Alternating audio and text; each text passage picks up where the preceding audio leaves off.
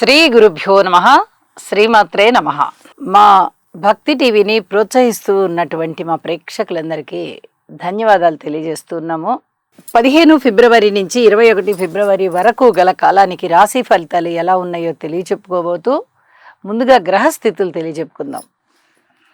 మిథున రాశిలో వక్రించిన గురువుగారు, కేతు వచ్చేసి సింహరాశి, కుజ చంద్రులు ఇద్దరు కూడా మకర రాశి, శుక్ర రాహు రవి బుధ వీరి నలుగురి సంచారము కుంభరాశిలో ఉంటూ ఉండగా, ఇక మీన రాశిలో శనిగారి యొక్క స్థితి.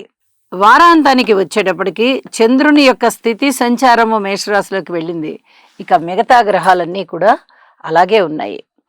గ్రహ సమ్మేళనాల యొక్క ఫలితాలు ఏమిటి అంటే, శుక్ర రాహు రవి బుధ 4 గ్రహాలు కూడా కుంభరాశిలో ఉంటూ ఉన్నాయి. ఇందులో రవి రాహు శుక్ర రాహు ఫలితాలని మనము చాలా స్పష్టంగా తెలియజెప్పుకోవాలి. అవి చాలా ముఖ్యమైనవిగా కూడా తెలియజెప్తున్నాను. వివాహేతర సంబంధాల విషయంలో అధిక జాగ్రత్తలతో కూడి ఉండాలి. అలాగే వివాహ బంధాల విషయంలో కూడా భార్యాభర్తల మధ్య పొరపచ్చాలు రాకుండా, అభిప్రాయ భేదాలు పెరగకుండా చూసుకోవాల్సి ఉంటుంది. ఏ ఇద్దరు వ్యక్తుల మధ్య ఆప్యాయత అనురాగాలు పెరిగినా వాటిని ఏదో విధంగా పాడు చేసేటటువంటి లక్షణం ఇక్కడ రాహు గారికి ఉన్నది. కాబట్టి ఈ విషయంలో కూడా అధిక జాగ్రత్తలు తీసుకోవాలి.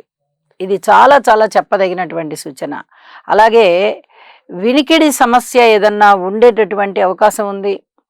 పితృవర్గ రీత్యా చిన్నపాటి దోషాలు కనిపిస్తూ ఉన్నాయి. పితృవంశంలో ఈ దోషాలు ఏర్పడి ఉన్నవారికి ఇప్పుడు అది జన్మజాతకంలో కనిపిస్తుంది, ఇక్కడ గోచారంలో కూడా కనిపిస్తోంది. కాబట్టి రవి రాహు స్తోత్ర పారాయణాలు చేసుకోవాలి. అలాగే శుక్రాచార్యుల వారికి కూడా చేసుకోవాలి. ఇక బుధుడికి కూడా చేసుకుంటే చాలా చాలా మంచిది అని చెప్పి తెలియచేస్తూ ఉన్నాను. తప్పనిసరిగా రాశితో సంబంధం లేకుండా, నక్షత్రంతో సంబంధం లేదు, తప్పనిసరిగా ఇది ప్రతివారు ఆచరించడం అనేది వారి వారి యొక్క ప్రశాంత జీవితానికి దోహదపడుతుంది అని చెప్పి తెలియజేస్తూ ఉన్నాను. అలాగే గ్రహాల దృష్టుల దగ్గరికి వచ్చేటప్పటికి గురువుగారి యొక్క దృష్టి శుక్ర రవి రాహు బుధుల మీద పడుతుంది. ధనయోగాలు బాగా పెరుగుతాయి. అడ్మినిస్ట్రేషన్ కెపాసిటీ బాగా పెరుగుతుంది. అలాగే నాలెడ్జ్ బాగా పెరుగుతుంది. విద్య బాగా వస్తుంది. ఏదైనా కానీ ఒక పని పట్టుకున్నారంటే దానిని విజయం వైపుగా తీసుకెళ్ళిపోతారు. అలాంటి పరిస్థితి కనిపిస్తోంది. ఈ కుంభరాశిలోని 4 గ్రహాల సంచారం పైన గురువుగారి యొక్క దృష్టి శుభ ఫలితాలనే ఇస్తోంది. అయితే ఇది శుభాశుభ మిశ్రమం అన్నమాట. ఇటు శుభ ఫలితాలు ఉంటాయి గురువుగారి దయ వల్ల, ఆశీర్వచనం వల్ల, దృష్టి వల్ల. అటు అశుభ ఫలితాలు కూడా ఉంటాయి రాశిలో 4 గ్రహాల సంచారం వల్ల. కాబట్టి రెండిటినీ కూడా సమతౌల్యంగా తీసుకోవాల్సిందిగా మా ప్రేక్షకులందరికీ తెలియజేస్తూ ఉన్నాను. ఇక కుజ చంద్రుల యొక్క కలయిక ఇక్కడ జరుగుతూ ఉంది. మకర రాశిలో కుజుడు ఉచ్చలో ఉన్నారు. చంద్రుడు కుజుడితో పాటు కలిసి తన రాశిని చూసుకుంటూ ఉన్నారు. అయితే ఈ కుజ చంద్రుల కలయిక చేదు పదార్థాలకి సంబంధించి ఏవైనా వ్యాపారాలు చేసేవారికి బాగుంటుంది. అలాగే తల్లిగారి పట్ల కొంచెం ఏదో ఒక వ్యతిరేక భావన ఏర్పడడమో, లేకపోతే అమ్మే కదా అనే ఒక అలుసు ఏర్పడడమో, ఇలాంటివి కొంచెం తేలిక భావాలు ఏర్పడడానికి అవకాశం ఉంది. కొన్ని రకాల జాగ్రత్తలు తీసుకోండి. మాతృవర్గ రీత్యా అలాంటి ఆలోచనలు అయితే అసలు ఉండకూడదు. వ్యాపార రీత్యా వ్యాపారం బాగానే ఉంటుంది, కానీ న్యాయబద్ధమైన వ్యాపార మార్గంలో వెళ్ళండి.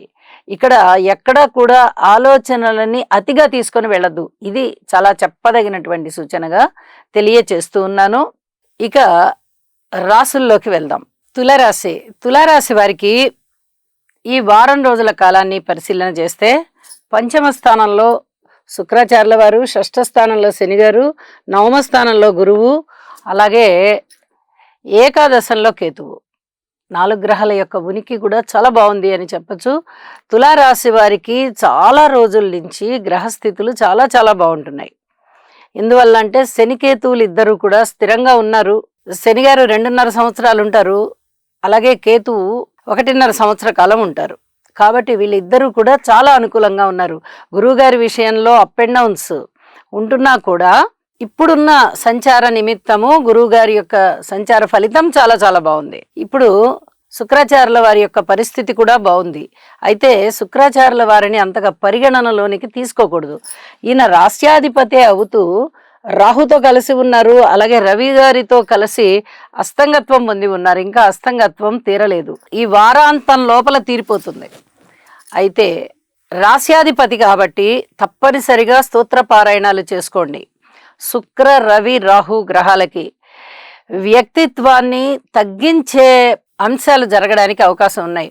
ఏదైనా అవమానం జరిగిందా, లేదా అభాండాలు మీదకి వచ్చాయా, లేదా వివాహేతర సంబంధాలు మిమ్మల్ని ఏమన్నా బాధిస్తున్నాయా, నిజమైన వివాహ జీవితంలో ఉన్నటువంటి భార్యాభర్తల అనుబంధం మీకు చాలా ఇబ్బందికరంగా ఉందా, ఏకాభిప్రాయం కుదరట్లేదా, మనస్సు అశాంతిగా ఉంటోందా, కుటుంబంలో అస్థిమితం ఏర్పడుతోందా, ఇలాంటివన్నీ కూడా చాలా చెప్పదగినటువంటి సూచనలే.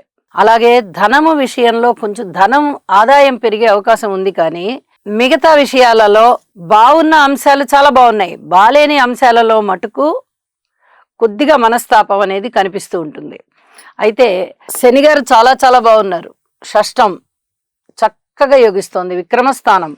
ఎప్పుడైతే ఏదైనా అనారోగ్యం ఉంటే తగ్గిపోయే పరిస్థితి, అలాగే అనుకూలత చెందినటువంటి స్థిర చరాస్తుల వృద్ధి విషయంలో ఏదైనా రుణభారాలు అనుకోకుండా రుణము తీసుకుని ఆ స్థిరమైనటువంటి ఆస్తుల్ని ఇంకా వాటి యొక్క విలువలు పెంపొందింపజేసుకోవడం, ఇలాంటి విషయాలలో పితృవర్గ రీత్యా కానీ, అలాగే పితృ వంశరీత్యా మీకు ఏర్పడుతూ ఉన్నటువంటి చికాకులు ఏమైనా ఉండి ఉన్నట్లయితే, ఈసరికే మీ జాతకంలో మీరు తెలుసుకొని ఉన్నట్లయితే ఇప్పుడు రవి రాహు గ్రహాలకి స్తోత్రపారాయణలు చెయ్యండి. ఇది చాలా చెప్పదగినటువంటి సూచన. ఇక్కడ పితృవర్గ రీత్యా చాలా బాగుంటుంది. ఇక్కడ పంచమ స్థానంలో పితృవర్గ రీత్యానే ఇబ్బందులు కనిపిస్తున్నాయి.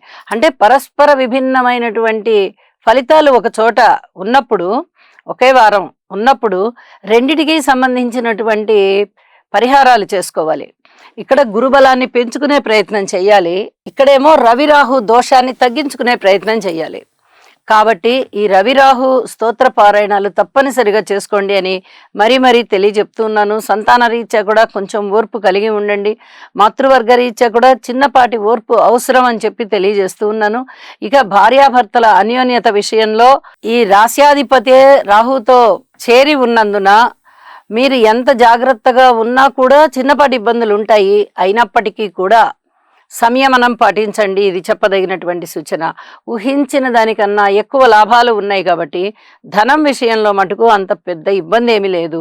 మిగతా అన్ని విషయాలలోనూ జాగ్రత్తలతో కూడినటువంటి అంశాలు ఉన్నాయి. ఇది కొంచెం గుర్తుపెట్టుకొని సంచరించుకోవాల్సిందిగా మరీ తెలియజేస్తూ ఉన్నాను. ఇక వారాంతంలోకి వెళ్ళేటప్పటికీ సప్తమ స్థానంలో చంద్రుని యొక్క సంచారము జరుగుతూ ఉన్నది. కొత్త వ్యాపారాలు ఏమన్నా పెట్టాలి అనుకుంటే అనుకూలంగా ఉంటుంది, అలాగే వివాహాది శుభకార్యాలు కుదరాలన్నా కూడా అనుకూలంగానే ఉంది. అన్ని విధాల మనస్సు ఉల్లాసంగా ఉంటుంది. ఉద్యోగ జీవితం బాగుంది, వ్యాపార జీవితం బాగుంది, వైవాహిక జీవితం బాగుంది, కొంచెం ప్రశాంతత చేకూరుతోంది. ఇలా అన్ని విధాలుగాను కొంచెం బాగుంది అనిపిస్తోంది. కాబట్టి ఈ చెప్పినటువంటి పరిహారాలనే ఇంకా చేసుకుంటూ లలితా సహస్రనామ స్తోత్ర పారాయణ చేస్తూ గురుగ్రహ అనుగ్రహం కోసం గురుగ్రహ స్తోత్రాలని కూడా పఠించుకుంటూ ఉండండి. మరింత ప్రశాంత జీవితంతో ఉంటారు అని చెప్పి తెలియజేస్తూ శుభం.